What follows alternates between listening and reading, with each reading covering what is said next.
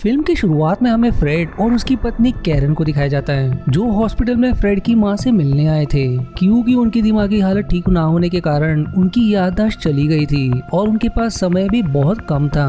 अगले दिन फ्रेड एक ऑफिस में जॉब के लिए जाता है और वहाँ उसे जॉब लग भी जाती है। अब जब फ्रेड वहाँ से घर लौट रहा होता है कि तभी उसे एक लड़का मिलता है जिसके चेहरे पर एक निशान था।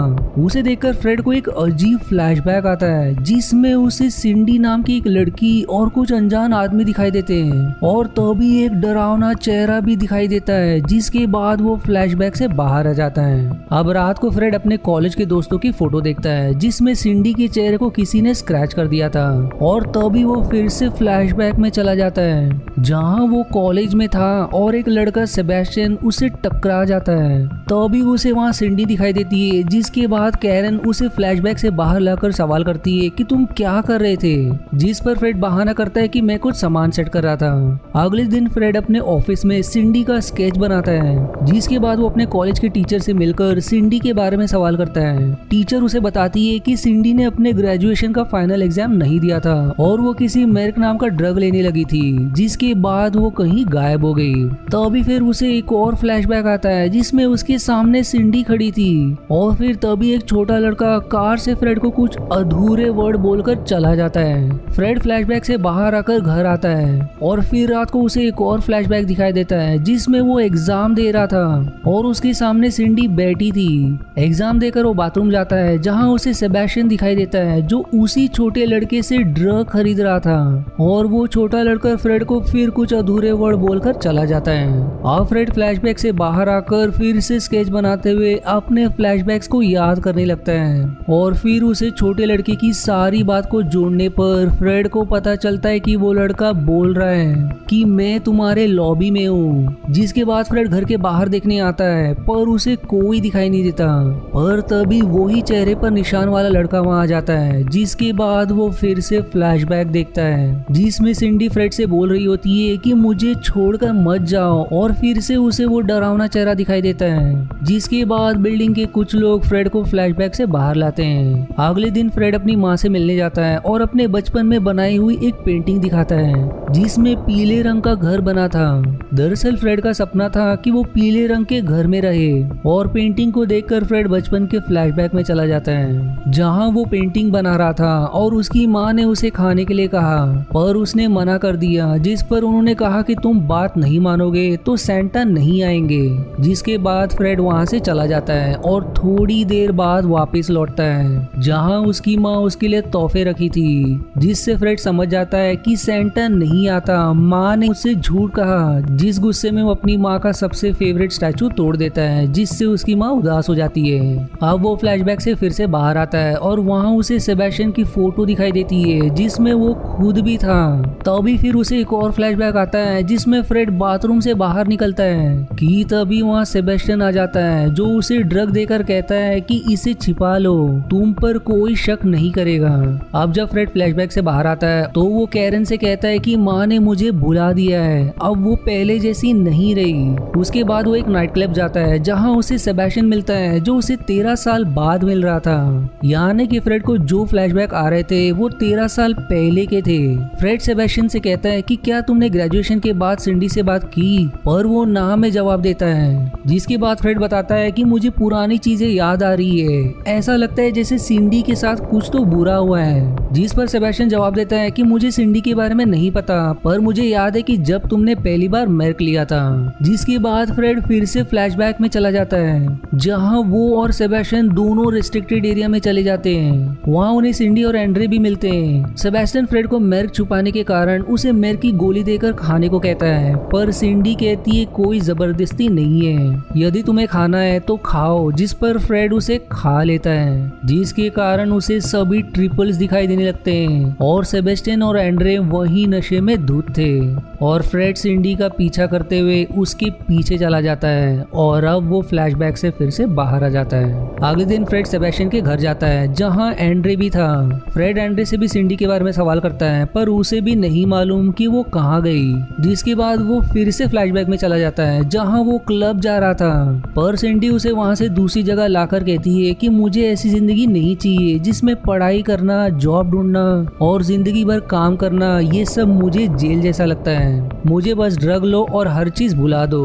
जिस पर फ्रेड कहता है कि हमें सेबेस्टियन ढूंढ रहा होगा, इसलिए वो दोनों फिर से क्लब के पास आ जाते हैं। पर तभी फ्रेड को वो ही लड़का दिखाई देता है जो फिर से उसे कुछ वर्ड्स बोलकर वहां से चला जाता है। अब वो फ्लैशबैक से बाहर आता है जहां वो अपनी ऑफिस में था और उसकी बॉस उसे कहती है कि आजकल तुम्हारा परफॉर्मेंस खराब हो रहा है और अगर ऐसा ही चलता रहा तो मैं तुम्हें काम से निकाल दूंगी और कल सुबह एक प्रेजेंटेशन है जिसके लिए तुम्हें तैयार रहना है। फिर तभी फ्रेड को सेबेस्टियन फोन करके कहता है कि मुझे याद आ गया, इसलिए फ्रेड सेबेस्टियन से कार में मिलता है जहां एंड्री भी था। सेबेस्टियन कहता है कि हम कुछ ऐसे लोगों के पास गए थे जो हमें फुल मार्क देने वाले थे क्योंकि जो ड्रग हम लेते थे उसमें थोड़ा ही मार्क होता था और वो जगह कोई पुरानी बिल्डिंग थी जिसके बाद से सिंडी नहीं मिली। आप सभी उस पुरानी बिल्डिंग के लिए निकलते हैं। वहां पहुंचने पर वो बिल्डिंग अब वीरान हो चुकी थी, फिर भी तीनों उस बिल्डिंग के अंदर प्रवेश कर जाते हैं और फिर रूम नंबर 308 के पास जाने पर फ्रेड को फिर से फ्लैशबैक आता है जहां वो चारों इस कमरे में आए थे और सेबेस्टियन ने सभी को फुल मार्क दिया जिसे तीनों खा लेते। पर फ्रेड उसे लेकर बाथरूम में आता है और ना चाहते हुए भी खा लेता है कि तभी वहाँ एंड्रे आकर कहता है कि कुछ भी हो जाए उस ड्रग को मत लेना क्योंकि वो ड्रग नहीं है। एंड्रे के नाक से खून निकलने लगता है पर फ्रेड कहता है कि मैंने तो वो ले लिया, जिसके बाद एंड्रे भी वहाँ से भाग जाता है। आप करंट समय में अब वो कमरा एकदम वीरान था कि तभी वो फिर से बैक में चले जाता है जहाँ उसे वही छोटा लड़का दिखाई देता है और उसके फ्लैशबैक के डरावने लोग भी। फ्रेड कहता है कि ये बच्चा है और इसने बहुत मर्क ली है, जिस पर वो फीमेल कहती है कि अब वो बच्चा नहीं है। जिसके बाद अब फिर से प्रेजेंट समय में उसे वहाँ लड़का दिखाई देता है और बाकी लोग भी। फिर तभी उसके पीछे सिंडी आ जाती है जो उसके कान में कुछ कहती है, जिसके बाद वो फिर से पीछे के समय में चला जाता है जहाँ वो सिंडी से कहता है कि मुझे लग रहा है कि मैं ज्यादा आयु का हो गया हूँ, यानी के मर्क के कारण प्रेजेंट समय और पीछे के समय वाले फ्रेड एक दूसरे से जुड़ गए हैं। सिंडी इस पर जवाब देती कि मुझे पता चल गया है कि मर्क ने हमारे साथ क्या किया है, ये एक जगह होने ना होने की बात नहीं है, तुम जहाँ भी रहोगे समय हर जगह सामान्य रहेगा, तुम एक ही समय में अपनी यादों के साथ कई सारी जगह पर हो सकते हो। फिर तभी एक फीमेल कहती है कि अपने आप पर नियंत्रण करो, जिसके बाद वो करंट समय में लौट जाता है जहाँ वो सभी से सवाल करता है कि तुम सब क्या चाहते हो, जिस पर उसे अब कई सारे फ्लैशबैक्स आते हैं और वो निशान वाला लड़का कुछ कहता है मानो वो फ्रेड को हिप्नोटाइज कर रहा हो, जिसके कारण फ्रेड चिल्लाने लगता है कि तभी उसे तेज पीली रोशनी दिखाई देती है जिससे फ्रेड अपने बचपन के फ्लैशबैक में चला जाता है जहां कोई डरावना चेहरा उस पर चिल्ला रहा था। अब फिर से वो पीछे के समय में आ जाता है जहां वही अजीब लोग थे और इन सब चीजों से परेशान होकर फ्रेड एक लैंप उठाकर उस बच्चे पर मारता है, जिसके बाद उसके चेहरे पर अजीब निशान बन जाता है, यानी कि ये वही निशान वाला लड़का था जो निशान फ्रेड के कारण आया था।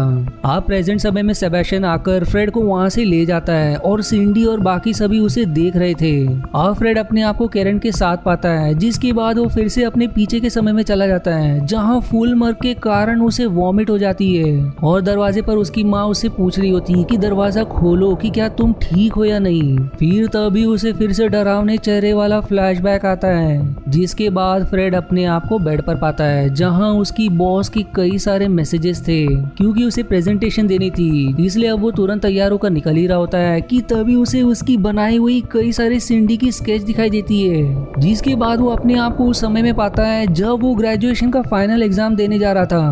पर उसकी माँ उसे चिल्लाती है क्योंकि उसने ड्रग के चक्कर में अपने फाइनल एग्जाम पर भी ध्यान नहीं दिया।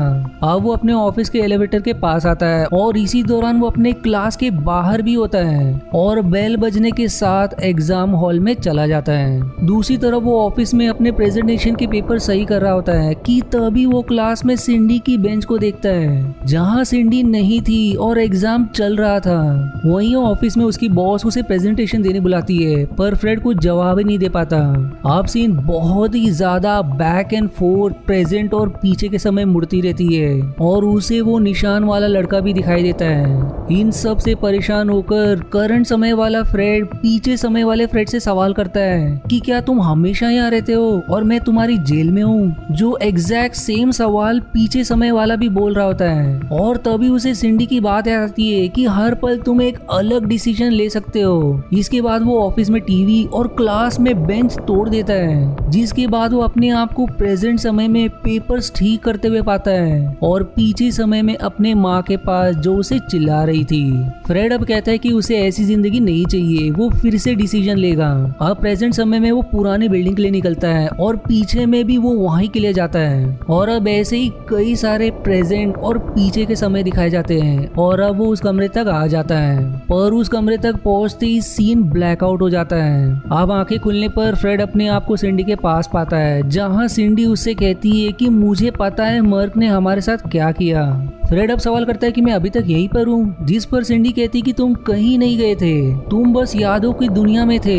पर फ्रेड कहता है कि मुझे लगा मैं तुम्हें बचा रहा हूँ, पर रियलिटी में तुम ही मुझे इन सब चीजों से बचाने की कोशिश कर रही हो। पर अब देखते ही देखते फ्रेड फिर से अपने आप को वहीं पाता है जहाँ सेबेस्टियन उसे टकराया था और सिंडी भी वहीं खड़ी थी। फ्रेड उससे सवाल करता है कि तुम कहाँ जाना चाहती हो, जिस पर वो कहती कि कहीं भी। पर अब फिर से तेज पीली रोशनी चमकती है, जिसके बाद फ्रेड और सिंडी अपने आप को पीली रंग के घर में पाते हैं, जहां वो एक आर्टिस्ट है और फ्रेड और सिंडी दोनों अच्छी जिंदगी गुजार रहे हैं। और अब इसके बाद फ्रेड सहारा रेगिस्तान की पेंटिंग बनाता है और अब वो दोनों सहारा रेगिस्तान में टेलीपोर्ट हो जाते हैं और सहारा वाली टाइमलाइन में भी सिंडी फ्रेड के साथ थी। अब वो दोनों एक वैन वाले से लिफ्ट मांगकर उसमें बैठ जाते हैं कि तभी फ्रेड अपनी स्केचबुक देखता है जिसमें वही पुरानी बिल्डिंग बनी थी और अब वो दोनों उसी बिल्डिंग में पहुंच जाते हैं। फिर तभी वहाँ और भी अजीब आदमी आकर कहता है कि हमारा ड्रग खत्म होने वाला है, तुम सभी यहाँ से जल्दी चले जाओ। इसके बाद फ्रेड अब दीवार पर देखता है जहाँ पर भी कुछ स्केच बने थे।